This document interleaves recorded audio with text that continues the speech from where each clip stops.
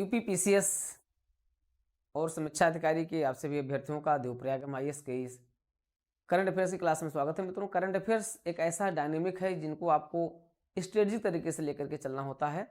आज कुछ ऐसी देखिए, आप जितना पढ़ोगे वो भूल जाएगा, लेकिन आप ऐसा पढ़ो जो ना भूले, ये बहुत महत्वपूर्ण चीज़ होता है। और ऐसा करने के लिए आपको करंट अफेयर्स को एक स्ट्रेटजिक तरीके से पढ़ना होता है।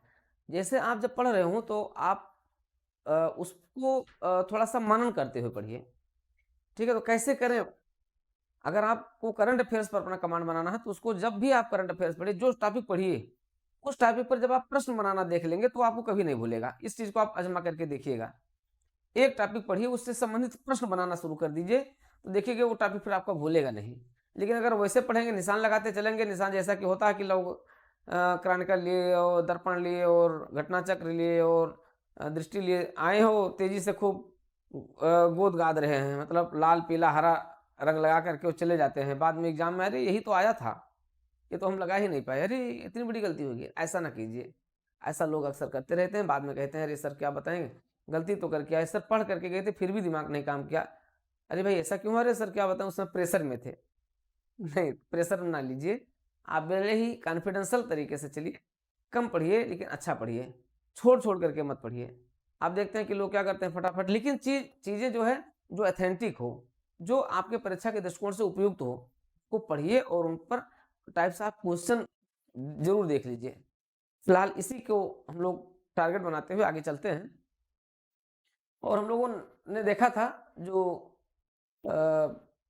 स्मार्ट सिटीज की जो पुरस्कार थे वो हम लोगों ने देख लिया था। आज हम लोग का बहुत इंपॉर्टेंट टॉपिक से हम लोग इसकी क्लास की शुरुआत कर रहे हैं, वो है राष्ट्रीय बहुआयामी गरीबी सूचकांक। राष्ट्रीय बहुआयामी गरीबी सूचकांक, आप जानते हैं कि यूएनडीपी मानव विकास रिपोर्ट जारी करता है। ठीक है, अब मानव विकास रिपोर्ट का जो दायरा होता है वास्तव में विकास का एक बहुत उपयुक्त पैमाना होता है। विकास का एक उपयुक्त पैमाना होता है जब आप एज ए ह्यूमन रिसोर्स, मानव संसाधन के रूप में आप डेवलप हो चुके हैं, तो आपका कहीं ना कहीं क्या होगा, आपका एक चतुर्दिक विकास होगा। तो एक बहुआयामी विकास, चतुर्दिक विकास के लिए जरूरी है कि मानव संसाधन के रूप में आप डेवलप हो चुके हो। और इसी को आधार मान करके विश्व आपका जो यूएनडीपी है, ठीक है, यूएनडीपी इसलिए क्या करता है, मानव विकास रिपोर्ट तैयार करता है। और उस मानव विकास रिपोर्ट में अब स्वास्थ्य, शिक्षा और आयु, इन सबको लिया जाता था। अब उसमें एक और आयाम जोड़ दिया गया है, बहुआयामी गरीबी आयाम जोड़ दिया गया है। तो इसीलिए क्या किया जा रहा है, बहुआयामी गरीबी सूचकांक तैयार किया जाता है। और इसका पैमाना क्या किया गया है, अंतरराष्ट्रीय बना दिया गया है, वैश्विक बना दिया गया है, जिससे कि हर देश के अपने अपने क्या किए जाए, गरीबी के बहुआयामी जो मापदंड हैं उनकी पहचान की जा सके। और इसीलिए क्या होता है, अंतर्राष्ट्रीय स्तर के साथ साथ राष्ट्रीय स्तर पर भी बहुआयामी गरीबी सूचकांक तैयार किए जाते हैं। ठीक है, इसका जो आधार है, बहुआयामी गरीबी सूचकांक का जो आधार है वो 3 आधार है। ठीक है, स्वास्थ्य, शिक्षा और लिविंग स्टैंडर्ड। ठीक है, स्वास्थ्य, शिक्षा और रहन सहन का जो घरेलू स्तर होते हैं, इसके 3 आयाम हैं, इन्हीं को आधार मान करके तैयार किया जाता है। तो आज ये देखते हैं क्या है भारत का गरीबी, बहुआयामी गरीबी सूचकांक, बहुत इंपॉर्टेंट है और यहाँ से जुड़े प्रश्न आ सकते हैं। ठीक है, आइए देखते हैं।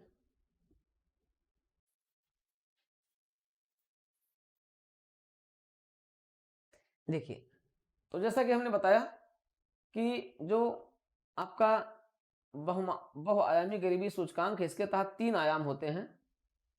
पहला है आपका स्वास्थ्य है, दूसरा आपका शिक्षा है और तीसरा आपका रहन सहन का स्तर है, लिविंग स्टैंडर्ड है। 3 हो गए, 1 हो गया, 2 हो गया और आपका 3 हो गया। तो ये 3 आयाम होते हैं। ठीक है, राष्ट्रीय बहुआयामी गरीबी सूचकांक परियोजना का उद्देश्य क्या होता है, वैश्विक रूप से स्वीकार होने के साथ भारत की स्थिति ने एक राष्ट्रीय स्तर पर भी तैयार किया जाता है। इसलिए भारत में बहुआयामी गरीबी सूचकांक के कार्यान्वयन के लिए नीति आयोग अपने आप में क्या है, नोडल मंत्रालय के रूप में आता है। और 3 आयामों स्वास्थ्य, शिक्षा और रहन सहन के स्तर के आधार पर ये 12 इंडिकेटर्स तैयार करता है। यही पूछा गया है यूपीएससी में और यूपीपीसीएस दोनों में ये पूछा गया है। ये तीनों आयाम ये पूछा गया है, यूपीएससी में भी पूछा गया है और यूपीपीसीएस दोनों में पूछा गया है। यूपीपीसीएस दोनों पूछा गया है। इसमें निम्नलिखित में से कौन से इंडिकेटर्स नहीं है, ये पूछा गया है। और निम्नलिखित में से कौन कौन इसके आयाम है, इन डायमेंशंस हैं, तो डायमेंशंस और इंडिकेटर्स ये दोनों अलग अलग पूछे गए हैं, दोनों को आपको ध्यान रखना होगा। ठीक है, ये आप जब इकोनॉमिक्स पढ़िएगा तो इकोनॉमिक्स यहाँ का आंकड़ा आप इसको इकोनॉमिक्स में फिट कीजिएगा।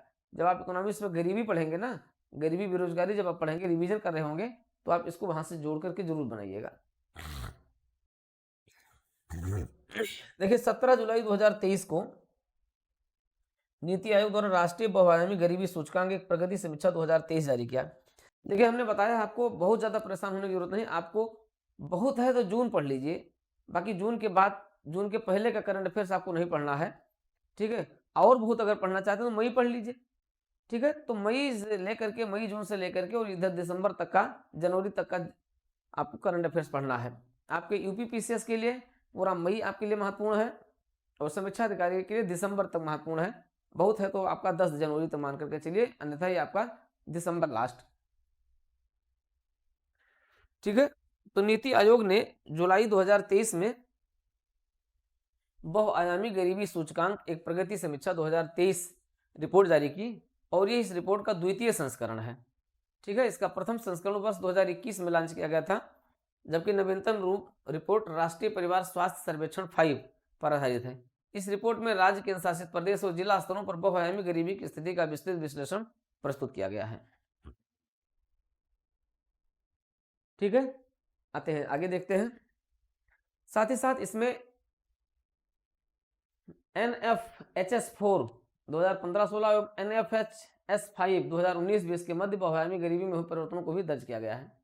नवीनतम रिपोर्ट में 36 राज्यों और लगभग 707 प्रशासनिक जिलों के बहुआयामी गरीबी के सूचकांक प्रस्तुत किए गए हैं। अब यहाँ पर एक प्रश्न बना, एक पॉइंट यहाँ पर बना आपका।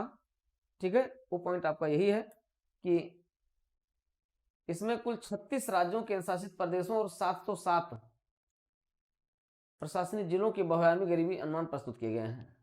तो रिपोर्ट के अंतर्गत NFHS4 और NFHS5 के मध्य सभी केंद्र शासित प्रदेशों व राज्यों के बहुआयामी गरीबी को कम करने में उल्लेखनीय प्रगति दर्ज की गई है। वर्ष 2015-16 से वर्ष 2019-21 के मध्य देश में रिकॉर्ड 13.5 करोड़ लोग यानी 135 मिलियन लोग बहुआयामी गरीबी से मुक्त हुए हैं। तो ये इंपॉर्टेंट पॉइंट आपका होगा, पहला पॉइंट आपका इंपॉर्टेंट ये हुआ। ठीक है, वेरी इंपॉर्टेंट है आपका। ठीक है, वर्ष 2015-16 से वर्ष 2019-20 के मध्य देश में रिकॉर्ड 13.5 करोड़ यानी 135 मिलियन लोग बहुआयामी गरीबी से मुक्त हुए हैं। पहला पॉइंट होगा, वेरी इंपॉर्टेंट ये आपका है। कितने लोग बहुआयामी गरीबी से मुक्त हुए हैं? 13.5 करोड़ लोग यानी 135 मिलियन लोग गरीबी से मुक्त हुए, पहला पॉइंट है। प्रश्न पूछा जाएगा कि भारत के नीति आयोग द्वारा जारी किए गए राष्ट्रीय बहुआयामी गरीबी सूचकांक के संबंध में निम्नलिखित कथनों पर विचार कीजिए। पहला पॉइंट ये होगा कि 2015-16 से 2019 से 21 के बीच 135 करोड़ मिलियन लोग बहुआयामी गरीबी से मुक्त हुए, पहला पॉइंट। दूसरा, समान अवधि के दौरान बहुआयामी गरीबी से मुक्त हुए लोगों की संख्या की दृष्टि से 3 राज्य कौन कौन है? नंबर 1 उत्तर प्रदेश, उत्तर प्रदेश में सबसे अधिक 3.43 करोड़ लोग इससे मुक्त हुए हैं। नंबर 2 बिहार, बिहार में 2.25 करोड़ लोग मुक्त हुए हैं, और मध्य प्रदेश में 1.136 यानी तीनों पड़ोसी देशों में से, तीनों पड़ोसी राज्यों में से यूपी का भाई बिहार और मध्य प्रदेश, तो ये तीनों जो हैं सबसे अधिक गरीबी यहाँ पर से दूर हुई है। ठीक है, वर्ष 2015-16 में भारत में बहुआयामी गरीबी लोगों की संख्या 24.85% थी, जो वर्ष 2019 से 21 में घट कर कितना हो गई है? 14.96 हो गई है। ये इंपॉर्टेंट पॉइंट हो गया। स्पष्ट है कि भारत में बहुआयामी रूप से गरीब लोगों की संख्या में 9.89% की उल्लेखनीय कमी दर्ज की गई इस दौरान। ठीक है, तो पहला पॉइंट इंपॉर्टेंट हो गया, इसी के साथ जुड़ा हुआ है। दूसरा पॉइंट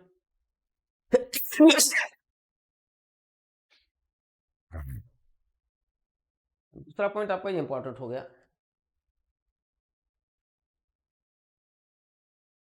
ठीक है, बस 2015-16 में भारत में बहुआयामी रूप से गरीब लोगों की संख्या 24.85% थी, जो बस 2019-22 से 21 में घटकर 14.96% हो गई है। ठीक है, तो ये हो गया आपका पॉइंट, क्लियर हो गया। 2 पॉइंट आपके यहाँ से हो गए, ये दोनों पॉइंट आपके लिए क्या हैं? बहुत ही महत्वपूर्ण है, इनको जरूर ध्यान रखिएगा।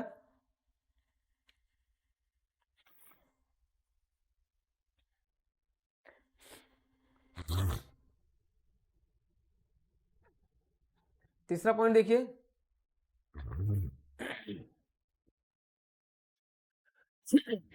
भारत में बहुआयामी कितनी गरीबी कितनी कम हुई है? 9.85।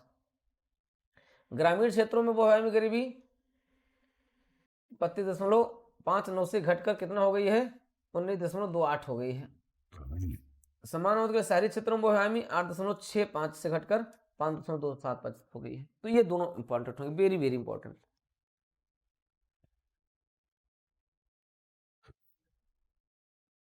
वर्ष 2015-16 एवं वर्ष 2019-21 के मध्य भारत का बहुआयामी गरीबी सूचकांक 0.17 से घटकर कितना हो गया? 0.066 हो गया है।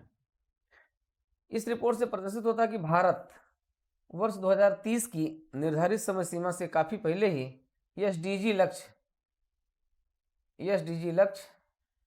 1.2 बहुआयामी गरीबी में न्यूनतम आधे की कटौती को प्राप्त करने की दिशा में अग्रसर रहा है। ठीक है, ये रहा है पॉइंट आपका। राष्ट्रीय एमपीआई 2023 सर्वाधिक बहुआयामी गरीबी वाले 5 राज्य, आइए देख लेते हैं इसको। ये पॉइंट है, इसको आप पॉइंट कर लीजिएगा। ठीक है, बहुत इंपॉर्टेंट चीज है यहाँ पर। अब देखिए 5 जो सर्वाधिक गरीबी कम करने वाले राज्य रहे हैं, अभी भी स्थिति क्या है? बिहार बहुआयामी गरीबी जनसंख्या इसमें इतनी है, पहले इतनी थी, 51 से घट करके इतनी हो गई है। ठीक है, अब देखिए ये भी आपके इंपॉर्टेंट हो सकता है। ठीक है, यहाँ से ये भी प्रश्न पूछा जा सकता है, तो आपको दोनों ध्यान रखना है। जैसे आप देखिए बिहार इसमें सबसे अधिक गरीब राज्य है और ये गरीबी कम हुई है, ये कमी आई है। पहले इतनी थी, इतनी से इतनी हुई है, इतने से इतनी हुई है, इतने से इतनी हुई है, इतने से इतनी हुई है, इतने से इतनी हुई है। ठीक है, 2015-16 में इतनी थी और 2019-21 में इतनी हो गई है। ठीक है, 42। ठीक है, झारखंड दूसरे नंबर पर है, मेघालय तीसरे नंबर पर, उत्तर प्रदेश चौथे नंबर पर और मध्य प्रदेश 5वें नंबर पर है। ये है, क्लियर हो गया? सर्वाधिक बहुआयामी गरीबी वाले शीर्ष 5 राज्य ये हैं, इन राज्यों का एक क्रम है, ये आपके लिए वेरी वेरी इंपॉर्टेंट हो गया। इसमें हम दोनों तरीके से बता दिए हैं। अगर ये पूछ लिया जाता है तो इनको भी आप निकाल लीजिएगा, कितने प्रतिशत कमी आई है। ठीक है, इसको जरूर देख लीजिए कितने प्रतिशत इसमें कमी आई है। 37.68% से, अगर आप देखेंगे 37.68 से 22.93 हुआ है, तो कितनी कमी आई है? तो ये हो जाएगा 8 माह से 3 गई 5 हो गया और 16 माह से 9 गई। ठीक है, तो 14.75 की कमी आई है उत्तर प्रदेश में, 14.75 की कमी आई है। ये है जितनी संख्या में कमी आई है। ठीक है, चलिए, तो वेरी इंपॉर्टेंट है, इसको बना लीजिएगा, इसको पूरा अच्छे कर लीजिएगा। इसको आगे आते हैं, देखते हैं। केरल सबसे कम बहुआयामी गरीबी सूचकांक गरीबी जनसंख्या 0.55% वाला राज्य है। वर्ष 2019 से 21 में केंद्र शासित प्रदेशों में दादर और नगर हवेली और दमन और दीव में बहुआयामी जनसंख्या सर्वाधिक 9.21% रही है, जबकि पुडुचेरी में सबसे कम 0.85% रही है। बहुआयामी गरीब लोगों की संख्या में सबसे तेज कमी कहाँ आई है? उत्तर प्रदेश, बिहार, मध्य प्रदेश, उड़ीसा और राजस्थान में आई है। ठीक है, अब ये देखिए बहुआयामी जनसंख्या में कमी कितनी आई है? सबसे अधिक आई है बिहार में 18%, मध्य प्रदेश में आई 15%, उत्तर प्रदेश में आई 14.75%, उड़ीसा में आई 13.65% और राजस्थान में आई 13.56% ये आया है। अब उत्तर प्रदेश में देख लीजिए, अब आपके लिए सबसे इंपॉर्टेंट आपका उत्तर प्रदेश का यहाँ आंकड़ा हो गया, इनको आप देखिए। तो उत्तर प्रदेश में आपने देखा, जैसा कि अभी हमने बताया 14.75% है। अब उत्तर प्रदेश में देखिए सर्वाधिक गरीब जिले कौन कौन से हैं। ठीक है, सर्वाधिक गरीब जिला कौन सा है? बहराइच है, फिर उसका पड़ोसी श्रावस्ती है, फिर उसका पड़ोसी बलरामपुर है। तो बहराइच, श्रावस्ती और बलरामपुर ये तीनों जो उत्तर प्रदेश के सबसे अशिक्षित, मतलब सबसे कम साक्षर वाले जिले हैं। ठीक है, और गरीबी में भी क्या है, सबसे अधिक गरीबी वाले जिले हैं ये, बहराइच, श्रावस्ती और बलरामपुर। फिर आपका आता है बदायूं, फिर आपका आता है सीतापुर। ठीक है, तो ये हो गए आपके 5 जिले सर्वाधिक गरीबी वाले। फिर आता है न्यूनतम बहाव में गरीबी वाले जिले, इसमें है सबसे अमीर है गाजियाबाद, फिर आपका लखनऊ है, फिर आपका कानपुर नगर है, फिर आपका गौतम बुद्ध नगर है, फिर आपका हापुड़ है। ठीक है, तो इस तरीके से ये जिले हो गए। ठीक है, तो वर्ष 2015-16 एवं वर्ष 2019 से 21 के मध्य उत्तर प्रदेश के महाराजगंज जिले में बहुआयामी गरीबी जनसंख्या में सर्वाधिक कमी 29.64% दर्ज की गई है। 29.64% दर्ज की गई, कहाँ, यहाँ दर्ज की गई है।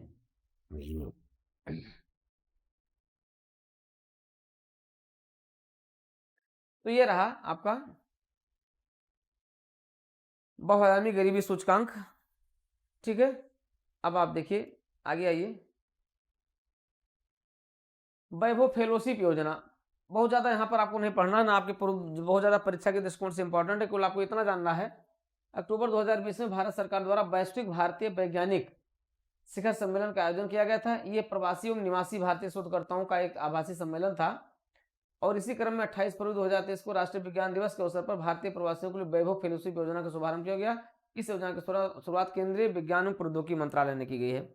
नहीं पूछा जाएगा, फरवरी 2023 की न्यूज है, आपको केवल जुलाई से पढ़ना, जुलाई से लेकर के और दिसंबर तक समीक्षा अधिकारी के लिए, और जुलाई से लेकर के जनवरी तक आप देखिए इसके लिए। ठीक है, अगर बहुत आप देख सकते हैं समीक्षा अधिकारी तो मई से देख सकते हैं, जून से देख सकते हैं, बस इससे ज़्यादा नहीं। इसमें जो भी न्यूज हम लोग मई जून तक का है तो उस न्यूज तक का हम लोग देखेंगे बस। जो आपकी वैभव फेलोशिप योजना है तो ये बहुत इंपॉर्टेंट नहीं है फिलहाल, इसको ध्यान रखिएगा कि भारत सरकार ने वैभव कार्यक्रम को लागू करने हेतु 15 जून 2023 को वैभव फेलोशिप की घोषणा की। तो वैभव फेलोशिप की घोषणा जो की गई है, ठीक है, वैभव फेलोशिप जो घोषित किया गया है, ये घोषित किया गया है आपका 15 जून 2023 को। तो 15 जून 2023 केवल इतना प्रश्न ये हो सकता है कि वैभव फेलोशिप का संबंध किससे है। ठीक है, इसका क्रियान्वयन कौन कर रहा है, विज्ञान एवं प्रौद्योगिकी विभाग कर रहा है। ठीक है, अब यह फेलोशिप भारतीय मूल के उत्कृष्ट वैज्ञानिकों प्रौद्योगिकीविदों को प्रदान की जाएगी जो अपने देशों में अनुसंधान गतिविधियों में संलग्न है। वैभव फेलोशिप का उद्देश्य भारत के उच्च शिक्षा और वैज्ञानिक संस्थानों के अनुसंधान इकोसिस्टम को सुधार करना है। चयनित वैभव फेलोशिप के लिए 18 ज्ञान कार्य क्षेत्रों को आमंत्रित किया गया है। ठीक है, अब इससे जुड़े जो क्षेत्र हैं, जो शोध क्षेत्र हैं, वो कितने हैं, 18 हैं। 18 शोध क्षेत्रों को इसमें लाया गया है। ठीक है, इसमें आपका क्वांटम फिजिक्स है, क्वांटम प्रौद्योगिकी है, क्वांटम टेक्नोलॉजी है, IR है, ठीक है, और आपका है कृत्रिम बौद्धिकता है, मशीन लर्निंग प्रोसेस है, कंप्यूटेशनल विज्ञान है, डाटा फिजिक्स है, और फोटोनिक्स है, ऊर्जा है, इलेक्ट्रॉनिक्स एवं सेमीकंडक्टर प्रौद्योगिकी है, संचार प्रौद्योगिकी, एरोस्पेस है, और कृषि विज्ञान है। कृषि विज्ञान थोड़ा सा अलग आकर के आता है, बाकी सब आपका फिजिक्स से जुड़े हुए क्षेत्र हैं। ठीक है, तो वैभव फेलो सहयोग है तो एक भारतीय संस्थान की पहचान की जाएगी और 1 वर्ष में 2 माह या अधिकतम 3 वर्षों तक उस संस्थान से संबद्ध रहेंगे। वैभव फेलो अपने भारतीय समकक्षों के साथ विज्ञान प्रौद्योगिकी के अत्याधुनिक क्षेत्रों में अनुसंधान गतिविधियां आरंभ करेगा, उससे मदद करेगा। ठीक है, तो ये ध्यान रखिएगा बस इतना। तो वैभव फेलोशिप से जुड़ा हुआ ये प्रश्न आपके लिए हो सकता है। ठीक है, बाकी कोई बहुत ज़्यादा यहाँ से नहीं उस रूप में है। चलिए, ये हो गया। आगे आइए, चूंकि एक पेज इसमें मिसप्रिंट हुआ था। चलिए, ठंडी बहुत है, आप लोगों को भी ध्यान रखना है, स्वास्थ्य को ध्यान रखते हुए अध्ययन करते रहना है। Mission on advance and high impact research, MAHIR,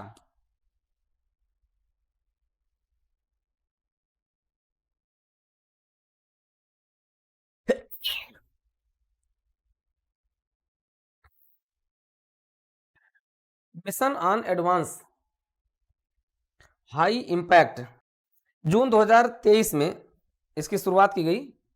ठीक है, तो शुरुआत कब की गई इसकी, शुरुआत है ये आपका जून 2023 में, शुरुआत हुई जून 2023। देखिए कितना आपको पढ़ना है जून 2023 में। क्या है ये? Mission on advance and high impact research. किस क्षेत्र से संबंधित है ये? इसका संबंध है ऊर्जा क्षेत्र की उभरती प्रौद्योगिकियों के लिए। क्षेत्र क्या है इसका? ऊर्जा क्षेत्र की नवीन प्रौद्योगिकियों के लिए है।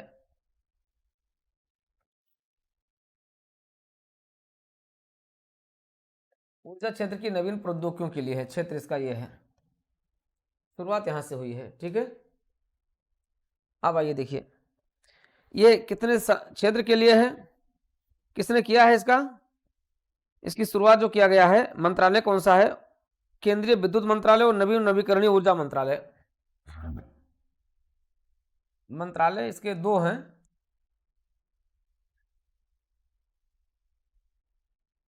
केंद्रीय बिजली मंत्रालय,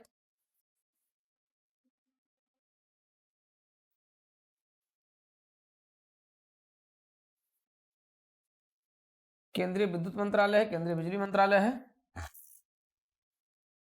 ठीक है। साथ ही साथ केंद्रीय विद्युत मंत्रालय है और दूसरा आपका है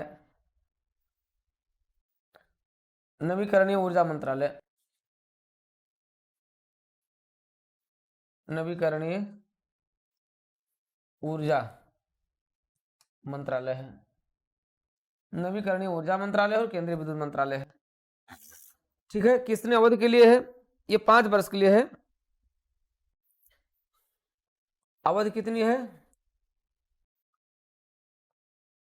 2023-24 से लेकर 2027-28 तक है। 2027-28, ठीक है। तो ये 5 वर्ष के लिए है, 5 वर्ष के लिए है आपका।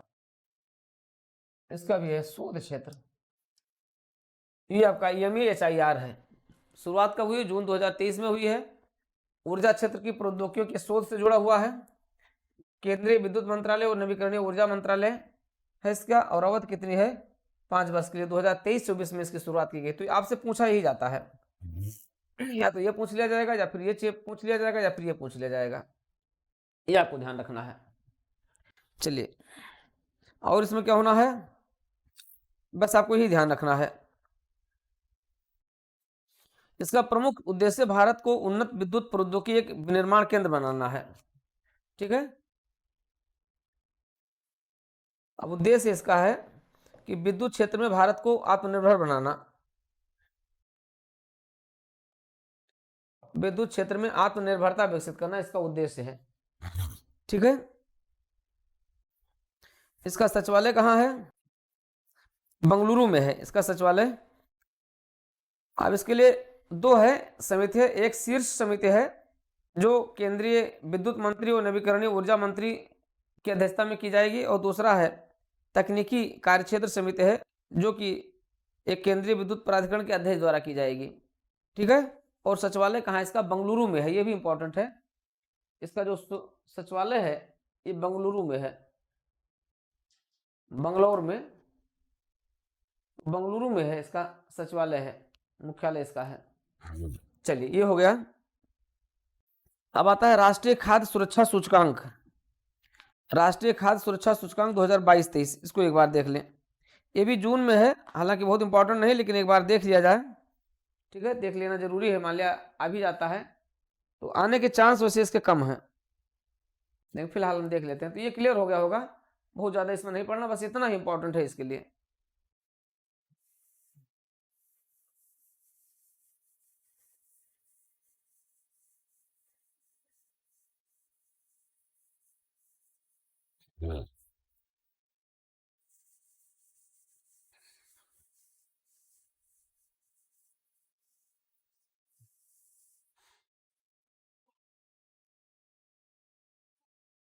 आइए देखिए, राज्य खाद्य सुरक्षा सूचकांक 2022-23।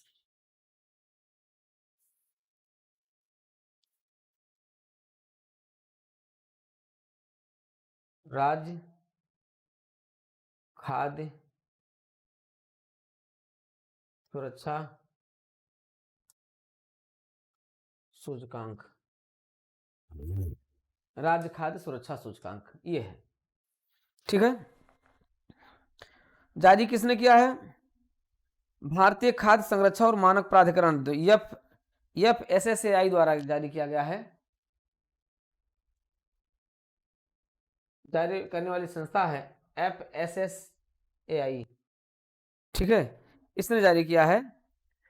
Food safety and standard authority of India ने इसको जारी किया है, ठीक है, FSSAI ने जारी किया है, ठीक। कब से जारी किया जा रहा है? 2019 से जारी किया जा रहा है, 2019 से जारी किया जा रहा है, ठीक है। और ये है आपका 2022-23 है, ये जारी किया गया है। अब 7 जून 2023 को जारी किया गया राज्य खाद्य सुरक्षा सूचकांक, 7 जून 2023 को जारी किया गया, ठीक है। अब देखिए इस सूचकांक के राज्यों को देखिए, मैक्सिमम वाले राज्य कौन कौन है ये आपको देख लेना है, और मिनिमम वाले राज्य कौन कौन है ये देख लेना है, ठीक है। तो मैक्सिमम वाले देखिए, इस खाद्य सूचकांक में जो सर्वाधिक शीर्षक वाले हैं, ये आपका नंबर 1 पर है केरल, नंबर 2 पर है पंजाब, नंबर 1 पर केरल है, नंबर 2 पर पंजाब है, नंबर 3 पर तमिलनाडु है,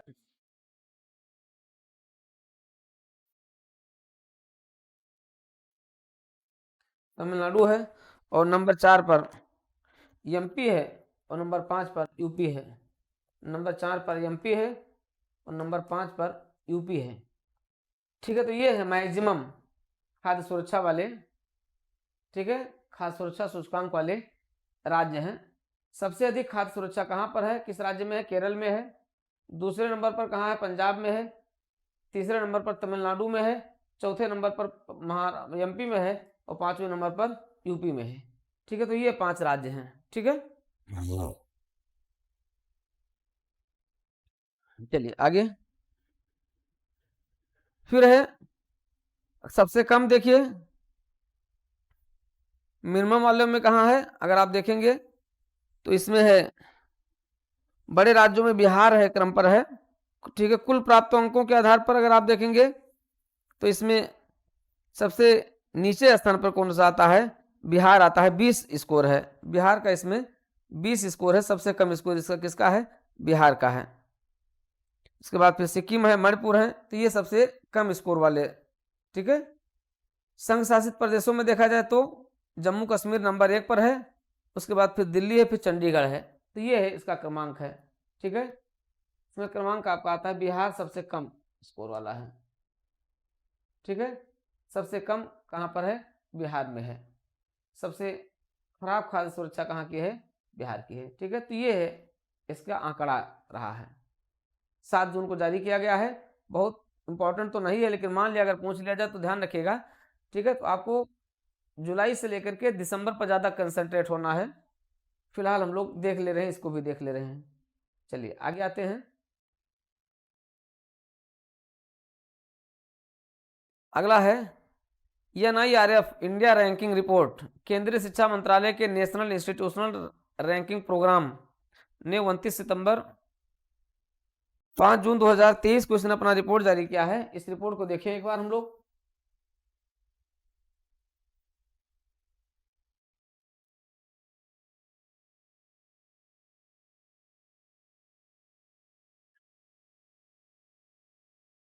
चलिए, शिक्षा में रैंकिंग,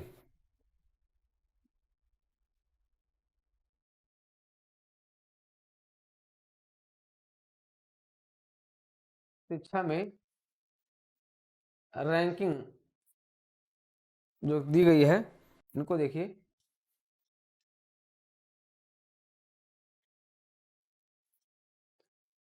रिपोर्ट कब जारी की गई है? जून 2023 में जारी की गई है। रिपोर्ट है जून 2023 की है। ठीक है, इसमें आपको जो सबसे अधिक इम्पोर्टेंट है, कौन कौन से संस्थान हैं जो इस रिपोर्ट में शामिल हैं, बिल्कुल उनको आपको देखना है। ठीक है, तो रिपोर्ट की अगर आप बात करेंगे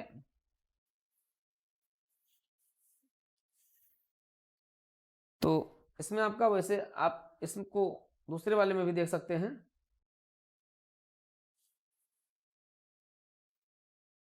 ये आइए, इसमें रिपोर्ट दी गई है, हम लोग इसमें देख लें। आइए देखते हैं।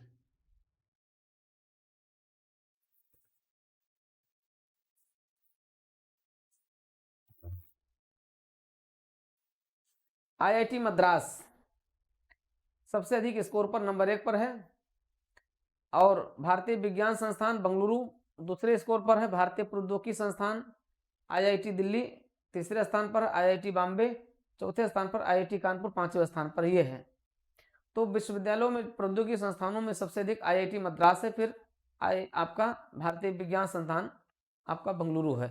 ये 5 है। समग्र राज्यों की श्रेणी में देखें तो शीर्ष 10 में से उत्तर प्रदेश के केवल एक संस्थान आईआईटी कानपुर 5वां स्थान प्राप्त किया है। समग्र श्रेणी में बिहार स्थित आईआईटी पटना को 66वीं रैंक मिली हुई है। भारतीय विज्ञान संस्थान बेंगलुरु को विश्वविद्यालय की श्रेणी में शीर्ष स्थान प्राप्त हुआ है। ठीक है, ये रहा है इनका महत्वपूर्ण स्थान, और इसमें आपको इंपॉर्टेंट कुल यही है। ठीक है, ये पूछा जाएगा, हालांकि पूछे जाने की संभावना बहुत कम है, लेकिन फिलहाल आप देख लीजिएगा। आइए, नए संसद भवन का उद्घाटन, यहाँ पर कुछ प्रश्न हो सकते हैं। ठीक है, चूंकि तो बहुत ज़्यादा आपको ध्यान नहीं रखना। मान लिया केवल ये सेंट्रल विस्टा परिसर का संबंध किससे है, तो सेंट्रल विस्टा जो परिसर है, सेंट्रल विस्टा प्रोजेक्ट है, सेंट्रल विस्टा प्रोजेक्ट केवल संसद से नहीं संबंधित बल्कि केंद्र सरकार के उन मंत्रालयों के लिए भी है। तो नए संसद भवन के निर्माण के साथ साथ भारत के केंद्रीय मंत्रालयों के निर्माण और पुनर्निर्माण से भी संबंधित है ये। आइए देखते हैं। नए संसद भवन को देख लीजिए। नए संसद भवन से संबंधित एक आध प्रश्न हो सकता है। 28 मई उद्घाटन, 28 मई 2023 को किसने किया? प्रधानमंत्री नरेंद्र मोदी ने किया। अब यहाँ पर एक प्रश्न बन सकता है कि भारत के राष्ट्रपति ने किया, नए संसद भवन का उद्घाटन किया गया भारत के प्रधानमंत्री द्वारा, भारत के राष्ट्रपति द्वारा। इस तरीके से भी सरल से सरल प्रश्न पूछा जा सकता है। ठीक है, तो प्रधानमंत्री नरेंद्र मोदी ने द्वारा किया गया। इस अवसर पर प्रधानमंत्री 75 रुपए का सिक्का और स्मारक डाक टिकट जारी किया गया।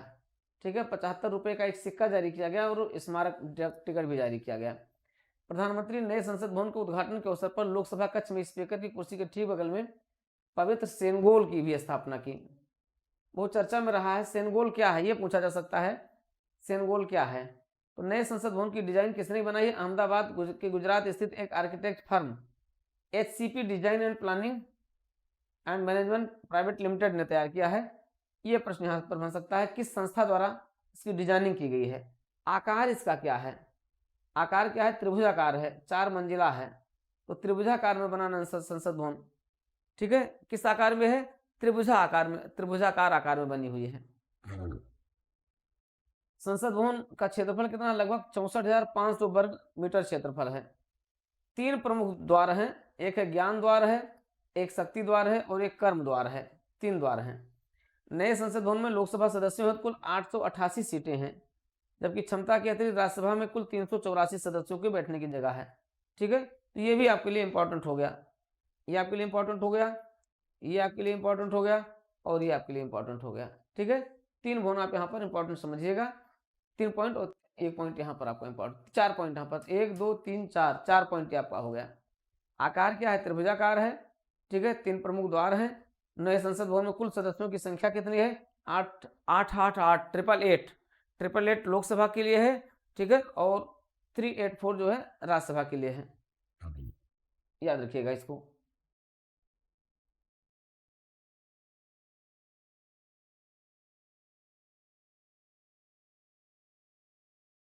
नए संसद भवन में लोकसभा का आंतरिक हिस्सा राष्ट्रीय पक्षी मोर की बात है। पर आधारित है, जबकि राज्यसभा का आंतरिक हिस्सा राष्ट्रीय पुष्प कमल पर आधारित है।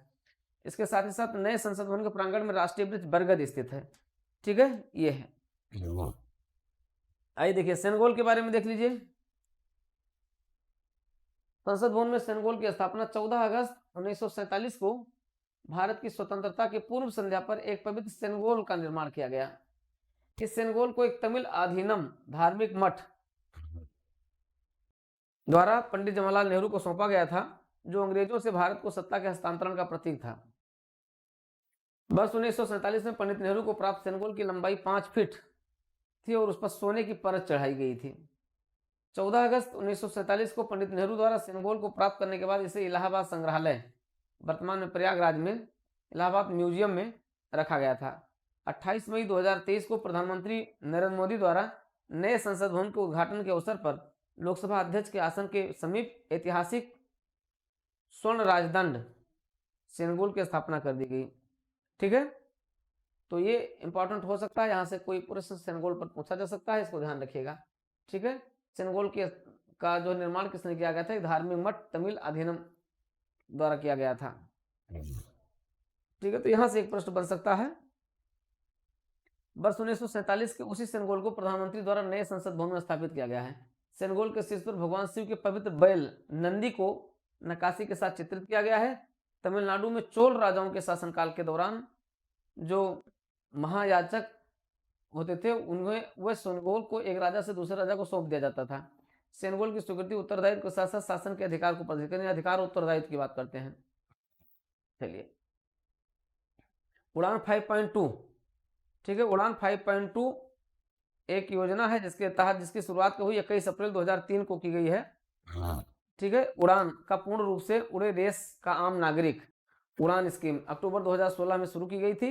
2017 में इसको पहली बार उड़ान शिमला से दिल्ली के बीच किया गया था और अब तक 4 चरण हो चुका है इसका। उड़ान 1, उड़ान 2, उड़ान 3, उड़ान 4। उड़ान 4 की शुरुआत कब हुई? 21 अप्रैल 2023 को की गई है। बहुत इंपॉर्टेंट नहीं, इसलिए पढ़ने की जरूरत नहीं है। अप्रैल के कोई भी करंट अफेयर्स आपके इसमें नहीं पूछे जाएंगे, इतना ध्यान रखिएगा। 24 मई 2023 को नगर विमानन मंत्रालय द्वारा हेलीकॉप्टर मार्गों के विशेष रूप से तैयार उड़ान 5.1 योजना की भी शुरुआत की गई। 24 मई 2023, ये इंपॉर्टेंट हो सकता है। ठीक है, कि उड़ान 5.1 का संबंध किससे है? हेलीकॉप्टर मार्गों से है, नागर विमान के हेलीकॉप्टर मार्गों से है। उड़ान 5.1 योजना का उद्देश्य देश के सुदूरवर्ती क्षेत्रों में हेलीकॉप्टर कनेक्टिविटी को बढ़ावा देना है।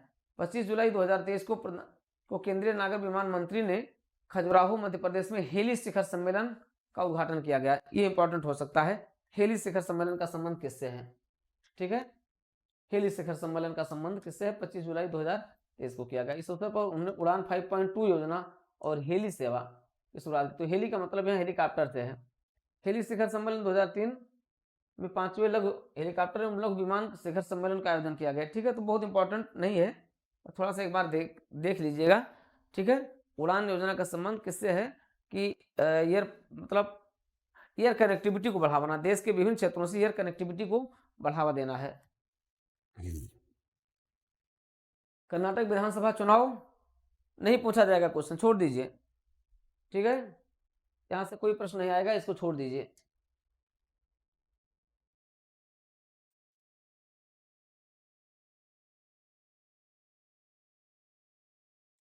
भारत में जल निकायों की प्रथम गणना, एक पॉइंट को देख लीजिए। वर्तमान में भारत में विश्व की लगभग 18% जनसंख्या निवास करती है, जबकि देश भर में विश्व का लगभग 4% जल ही है। चलिए ठीक है, इतना हो गया। अब केंद्रीय शक्ति जल मंत्रालय द्वारा वर्ष अप्रैल 2023 में भारत में जल निकायों की पहली गणना की गई थी और इस गणना की रिपोर्ट यह है कि देश में कुल इतने जल निकाय हैं 24,540। ठीक है, 24 कितना होता है? 48 होता है, लेकिन 24,540 इतना याद रखें। 24,000 ये 2,42,000 इतना 24 लाख जो है 24,540, तो 24,540 याद रखिएगा, जिसमें से 23,55,055 ग्रामीण क्षेत्रों में है, जबकि इतने शहरी क्षेत्रों में है। जल निकायों की संख्या में शीर्ष 5 राज्य कौन कौन है? पश्चिम बंगाल में सबसे अधिक जल निकाय है, दूसरे पर उत्तर प्रदेश है, तीसरे पर आंध्र प्रदेश है, उड़ीसा है और असम है। यानी जो समुद्र तट के किनारे हैं, मतलब जो पूर्वी तट की ओर वाले हैं, ठीक है, वो इसमें सबसे अधिक है। तो पश्चिम बंगाल में सारी नदियां लगभग गंगा सागर में जाती है, इसलिए पश्चिम बंगाल में सबसे अधिक जल निकाय है। उसके बाद फिर आपका उत्तर प्रदेश आता है, क्योंकि सभी नदियां उत्तर प्रदेश होकर के ही लगभग जाती हैं। उसके बाद फिर आंध्र प्रदेश, उड़ीसा और असम आता है। चलिए, तो ये भी आपका पूरा हुआ। यहाँ से भी कोई बहुत इंपॉर्टेंट नहीं है, ध्यान रखिएगा। ये आपका दिया हुआ है, केरल जल बजट तैयार करने वाला पहला राज्य है, बस इतना ध्यान रखिएगा। 17 अप्रैल 2023 को केरल देश का पहला राज्य है जिसने सबसे पहले जल बजट तैयार किया है। ठीक है, वाटर बजट तैयार करने वाला देश का पहला राज्य कौन सा है? केरल है। इसके बारे में बहुत नहीं पूछा जाएगा, क्योंकि अप्रैल की घटना है, बहुत घटना उसके बाद की है जो आपके एग्जाम में पूछी जाएंगी। संयुक्त राष्ट्र जल सम्मेलन कब हुआ? 2023 में हुआ है। कब हुआ? 24 मार्च 2023 को संयुक्त राष्ट्र जल सम्मेलन पूछा गया, नहीं पूछा जाएगा क्योंकि एग्जाम में नहीं आना है ये। ठीक है, राष्ट्रीय चिकित्सा उपकरण नीति 2023, ये भी नहीं पूछा जाएगा। फिलहाल थोड़ा सा देख लीजिए, चर्चा कर लेते हैं, क्योंकि अप्रैल की घटनाएं, मई की घटना, अप्रैल की घटनाएं, मार्च की घटनाएं आपसे संबंधित नहीं। इसमें घटना चक्र, इसमें दृष्टि में आपके जनवरी 2023 से दिया गया है, जो आपकी परीक्षा में नहीं आएगा। केवल मई से लेकर घटनाक्रमों को आप देखिए, बहुत देखिए तो मई से, नहीं तो जून से देखिए, जून जुलाई से देखिए। अप्रैल 2023 में प्रधानमंत्री नरेंद्र मोदी की अध्यक्षता वाली कमेटी ने राष्ट्रीय चिकित्सा उपकरण नीति 2023 को मंजूरी प्रदान की, आपके मेंस के लिए है, जिसके तहत वैश्विक बाजार में अगले 25 वर्षों में 10 से 12% की हिस्सेदारी भारत को प्राप्त करना है। चलिए, भारत का सबसे बड़ा पुस्तक ग्राम कहाँ आयोजित किया गया है? भारत का सबसे बड़ा पुस्तक ग्राम जम्मू कश्मीर के बंदीपोरा जिले के अरगम गांव, इतना ध्यान रखिएगा। बाकी यहाँ से भी कोई इंपॉर्टेंट नहीं है, ये अप्रैल की घटना है। ठीक है, तो जम्मू कश्मीर के बांदीपोरा जिले के अरगम गांव को भारत का सबसे बड़ा पुस्तक ग्राम घोषित किया गया है, बस इतना ध्यान रखिएगा। और इसमें कोई पॉइंट आपके लिए इंपॉर्टेंट नहीं है, ना यहाँ से कुछ ऐसा पूछा जाना है। ठीक है, और एक पॉइंट ये होता है कि हे हानबे विश्व का पहला वर्ल्ड फर्स्ट बुक टाउन है, उसी के तर्ज पर भारत में भी बनाया गया है। ठीक है, हे हानबे, ये ध्यान रखना है। और जम्मू कश्मीर का आपको ध्यान रखना है, बंदीपोरा जिले का अरगम गांव, ध्यान रखना, अरगम। ठीक है, अड़गम गांव, ये ध्यान रखना है। बस अप्रैल की घटना है, आपसे बहुत इंपॉर्टेंट नहीं है कि पूछ लिया जाए यहाँ से प्रश्न। अरावली ग्रीनवाल परियोजना, अरावली 4 राज्यों, केंद्र शासित प्रदेशों दिल्ली, हरियाणा, राजस्थान, गुजरात में विस्तृत है। भारत की ही नहीं बल्कि विश्व की सबसे प्राचीन पर्वत श्रृंखलाएं हैं, आप लोग पढ़े हैं, जानते हैं इसको। ठीक है, यहाँ से भी प्रश्न नहीं पूछा जाएगा, क्योंकि ये कब की है? ये घटना हो गई है 2021 मार्च की है। हरियाणा के टिकली गांव से इस परियोजना का शुभारंभ किया गया मार्च में। उत्तर प्रदेश खाद्य प्रसंस्करण उद्योग नीति 2022-23 आपके इंपॉर्टेंट है, किसके लिए? ये आपके मेंस के लिए इंपॉर्टेंट है। खाद्य प्रसंस्करण, ठीक है, कृषि और उद्योग के बीच की एक कड़ी है, जो भारत के खाद्य बाजार का 32%, विनिर्माण सकल घरेलू उत्पाद का 14%, निर्यात का 12%, कुल औद्योगिक निवेश का 6% है। वर्तमान में खाद्य प्रसंस्करण उद्योग में उत्तर प्रदेश की हिस्सेदारी 6% है, और इस नीति के माध्यम से इसे 20% तक लाना है। ठीक है, इसकी घोषणा की गई है उत्तर प्रदेश सरकार द्वारा, जो अगले 5 वर्षों के लिए इसको क्रियान्वित करना है। आम आदमी पार्टी को राष्ट्रीय दर्जा प्रदान कर दिया गया है, निर्वाचन आयोग द्वारा आम आदमी पार्टी को राष्ट्रीय दर्जा प्रदान कर दिया गया। कब? 10 अप्रैल 2023 को किया गया है। ठीक है, और इस तरीके से और 2 पार्टियों को, अखिल भारतीय तृणमूल कांग्रेस और भारतीय कम्युनिस्ट पार्टी तथा राष्ट्रवादी पार्टी, ठीक है, 3 पार्टियों का राष्ट्रीय दर्जा ले लिया गया है। तो अब राष्ट्रीय दलों की कुल संख्या कितनी होगी? 6 हो गई है। अखिल भारतीय तृणमूल कांग्रेस, भारतीय कम्युनिस्ट पार्टी और राष्ट्रवादी कांग्रेस पार्टी, ठीक है, पवार जी की पार्टी, और भारतीय कम्युनिस्ट पार्टी जो सबसे प्राचीन पार्टी थी, इन तीनों के दर्जे को ले लिया गया है। तो कुल राष्ट्रीय दलों की संख्या कितनी है? 6 है। कुल इतना प्रश्न आ सकता है बस। ये है भारतीय राष्ट्रीय कांग्रेस है, भारतीय जनता पार्टी है, बहुजन समाज पार्टी है 3, भारतीय कम्युनिस्ट पार्टी, मार्क्सवादी, सीपीआई, नेशनल पीपुल्स पार्टी है, और आम आदमी पार्टी है। तो आम आदमी पार्टी को मिल गया, नेशनल पीपुल्स पार्टी को पिछले साल मिला था, जो नॉर्थ ईस्ट की है, और बाकी ये है भाजपा है, कांग्रेस है, बसपा है, और भारतीय कम्युनिस्ट पार्टी, मार्क्सवादी पार्टी है। वाइब्रेंट विलेज प्रोग्राम अब नहीं पूछा जाएगा, क्योंकि ये हो चुका है, नया आ गया है, इसलिए इसको छोड़ दीजिए। मेघालय, नागालैंड और त्रिपुरा के विधानसभा निर्वाचन किए गए, मार्च में हुआ है, ये भी प्रश्न आपसे नहीं पूछा जाएगा, इसको भी आप छोड़ दीजिए, बिल्कुल मत पढ़िए। इंडिया जस्टिस रिपोर्ट 2022, ये भी आपकी 4 अप्रैल 2023 को जारी की गई है, और मार्च अप्रैल तक के प्रश्न आपके पीसीएस में आ चुके थे। ठीक है, 10 अप्रैल तक के और 5 अप्रैल तक के प्रश्न आए हुए थे, ये घटनाक्रम आए हुए थे। इंडिया जस्टिस रिपोर्ट 2023, इस रिपोर्ट का तीसरा संस्करण है। इसे Daksh Commonwealth Human Rights Initiatives Common Cause Centre इनके द्वारा जारी किया जाता है। सबसे पहले वर्ष 2019 में जारी किया गया था। इस रिपोर्ट में राज्यों को 2 श्रेणियों में, बड़े और मध्यम आकार के राज्य और छोटे राज्यों को इस श्रेणी में जो है किया गया है। तो कोई बहुत इंपॉर्टेंट यहाँ से भी नहीं है, ठीक है। एमवी गंगा बिलास विश्व का सबसे बड़ा लंबा नदी क्रूज है, ठीक है। ये भी 12 अप्रैल 2016 को राष्ट्रीय जलमार्ग अधिनियम 2016 12 अप्रैल 2016 को लागू हुआ था और इसी के आधार पर देश भर में 111 जलमार्गों को राष्ट्रीय जलमार्ग घोषित किया गया है। वर्तमान में 5 हैं और कुल 106 और हैं। देश के 24 राज्यों में विस्तृत इन राष्ट्रीय राजमार्गों की कुल लंबाई लगभग 20,000 किलोमीटर है और इन जलमार्गों से जल यातायात में वृद्धि होती है। 13 जनवरी 2023 को प्रधानमंत्री नरेंद्र मोदी ने विश्व के सबसे लंबे नदी क्रूज एमवी गंगा बिलास को जो है लॉन्च किया था। चलिए, बहुत इंपॉर्टेंट नहीं है। जनवरी 2023 घटना कभी नहीं पूछा जाएगा। केरल उच्च न्यायालय क्षेत्रीय भाषा में निर्णय देने वाला पहला उच्च न्यायालय बन गया है। बस केवल इतना ही हेडिंग याद रखिएगा, कुछ नहीं पूछा जाएगा, क्योंकि घटना कब की है ये घटना आपकी है मार्च 2023 की, फरवरी 2023 की, नहीं पूछा जाएगा, छोड़ दीजिए।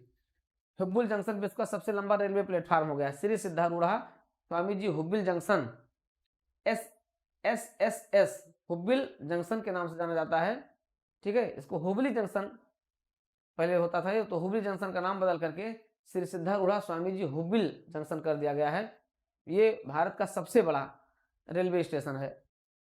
चलिए, ये भी 13 जनवरी 2023 का, नहीं पूछा जाएगा, छोड़ दीजिए। ये देखिए कुछ नाम दिए गए, Hubli junction, Gorakhpur junction, Kollam, Kharagpur state subways, ये है भारत और विश्व के सबसे बड़े हैं।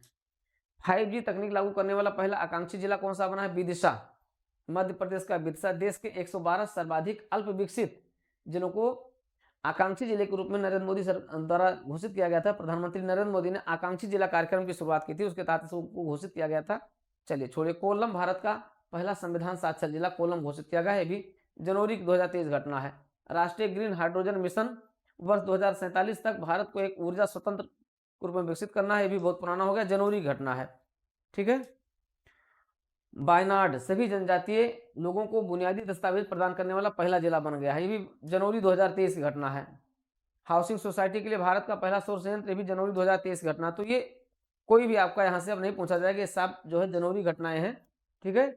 आपको केवल और केवल मई से देखना है। तो मित्रों, ये रहा आपका सारे राष्ट्रीय प्रदेश खत्म हो गए हैं। अब हम लोगों को केवल अंतर्राष्ट्रीय प्रदेश पर चर्चा करना है, ठीक है। और मुश्किल से 4 दिन के अंदर, 5 दिन के अंदर ये आपका कोर्स कंप्लीट हो जाएगा। ध्यान रखिएगा, मैंने इस पूरे नेशनल करंट अफेयर्स में हमने केवल खत्म किया है आपका अप्रैल 2023 से लेकर के और 10 जनवरी 2023 तक जो इस घटनाक्रम में दिया गया है। इन्होंने अपने पेज को बढ़ाने की वजह से इतना बेवजह लिख दिया है आपको परेशान करने के लिए, क्योंकि वो प्रश्न नहीं पूछा जाएगा, ठीक है। तो इनके 5 पेज जो है बिल्कुल बेकार हैं, यानी अप्रैल से लेकर के और जो जनवरी तक का घटनाक्रम दे दिया है, ये पढ़ने लायक नहीं है, इसको मत पढ़िएगा अपने पीसीएस और इसके लिए प्री के लिए, ठीक है। चलिए, अब आते हैं अंतर्राष्ट्रीय घटनाक्रम पर चर्चा करेंगे अपनी अगली क्लास में। तब तक के लिए आप लोग इसको देख करके और इस पर अपना एक पूरा कॉन्फिडेंस बनाए रखिएगा। शीघ्र ही एमसीक्यू इस पर शुरू करेंगे। पूरा एमसीक्यू आपको हम 5 फरवरी तक करवा देंगे, ठीक है। तो बिल्कुल जुड़े रहिए आप डीपीआईएस के साथ। डीपीआईएस यूट्यूब चैनल को सब्सक्राइब कीजिए, लाइक कीजिए